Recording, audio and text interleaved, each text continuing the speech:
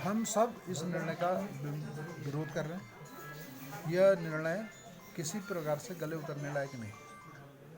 चुनाव पूरा दल बदल और दल बदलू इस मुद्दे पर पूरा चुनाव हम सब लोगों ने मोड़ा था। आज हम जनता के बीच में, हम या बीजेपी का कोई भी कार्यकर्ता जनता के बीच में वोट मांगने की स्थिति में नहीं है, क्योंकि आज की तारीख में दोनों प्रत्याशी दल बदलू हैं। क्योंकि पहला प्रत्याशी बीजेपी कांग्रेस से बीजेपी में आया, बीजेपी से कांग्रेस में चलेगी, आज कांग्रेस का प्रत्याशी बनने के कगार पे है। भारतीय जनता पार्टी का ने जो प्रत्याशी बनाया है वो कल तक कांग्रेस में था, कल तक वो हमें गाली बक रहा था, हमारे कार्यक्रमों का विरोध कर रहा था। तो आज उसको प्रत्याशी बना दिया, तो जनता भ्रमित हो गई है, कार्यकर्ता भ्रमित हो गए किस प्रकार उसके लिए वोट मांगे, जिसने हमारा पिछले 5 साल विरोध किया। और दूसरा तो विशुद्ध रूप से कांग्रेस का प्रत्याशी रहा। पिछले विधायक जो हमारे पार्टी से थे, उन्होंने कार्यकर्ताओं का पूरे 5 साल उत्पीड़न किया था। कार्यकर्ता नेता सब आहत थे कि, और उनको लगता था कि इस निर्णय के बाद हम सब लोग उनके पार्टी छोड़ने के बाद कार्यकर्ता अपना मन समझा चुके थे कि इन लोगों को जवाब देने के लिए अब हमें चुनाव में उतरना है। इनको पिछले बार 6000 से भारतीय जनता पार्टी ये चुनाव जीती थी, हम इसको अब इस चुनाव को 15000 से जीतेंगे, यानी दुगने से भी अधिक वोटों से जीतेंगे। ये कार्यकर्ताओं के मन में था। जनता भी इस दिशा में इस राय से सहमत थी। लेकिन अचानक पता नहीं क्या ऐसी परिस्थिति आई, और उस परिस्थिति के कारण पार्टी ने पुनः एक दल बदलू के खिलाफ दूसरे दल बदलू को चुनाव लड़ा दिया। जो निर्णय हम किसी भी कार्यकर्ता के, किसी भी नेता के, हम जितने दावेदार पूर्व में थे, किसी के गले उतरने लायक नहीं है। इसलिए हम सब लोग अपना विरोध दर्ज करा। तो आप निर्दलीय उतरेंगे?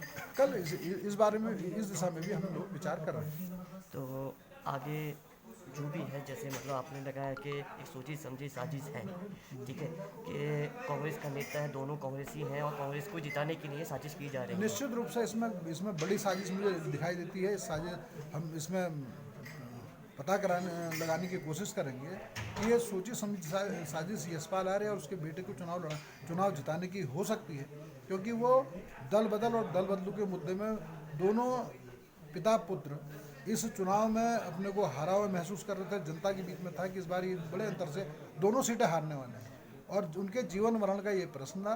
अब इसमें किसने ये मैच फिक्स किया है, ये जांच का विषय भी है और निर्णय लेने का भी विषय है। हाईकमान अगर आपको मना लेता है तो आप समर्थन करेंगे? अभी इतनी जल्दी ये संभव नहीं लगता, क्योंकि हमें जनता के बीच में जाना है। जनता लगातार पूछ रही है हमसे कि ये किस प्रकार का निर्णय है, क्योंकि वो चाहते थे कि कांग्रेस को जवाब दे, लेकिन कांग्रेस को जवाब देने के लिए फिर कांग्रेस ही है। तो इसलिए जनता के बीच में जाने से पहले हमें 10 बार सोचना है। दिनेश आर्य को टिकट क्यों नहीं मिला? कहाँ पर दिनेश आर्य कमजोर पड़े?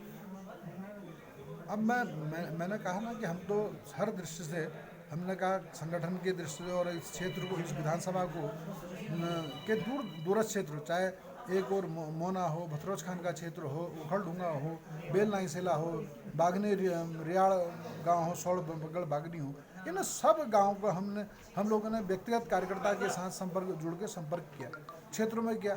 आर्थिक दृष्टि से संपन्न है हमारे दूसरे प्रत्याशी थे, महिला बनाने की थी तो महिला की दृष्टि से तीसरे प्रत्याशी थे। इस दृष्टि से हम सब लोग सक्षम थे। कहाँ कमी महसूस हुई, मैंने जैसा कहा, हो सकता है मैच फिक्स हुआ हो, क्योंकि निश्चित रूप से जिस समय हम क्षेत्र में जा रहे थे, यशपाल आर्य और उसके समर्थकों को लगता था कि देखिए, अगर चुनाव दिनेश आर्य लड़ेगा तो उनकी जमानतें भी बचना मुश्किल है और बहुत बड़े अंतर से चुनाव हारेंगे। आज स्थिति कहाँ ये गड़बड़ हुई, कहाँ से मैच फिक्स हुआ, ये मेरे भी सोचने का विषय है और ये शोध का विषय है।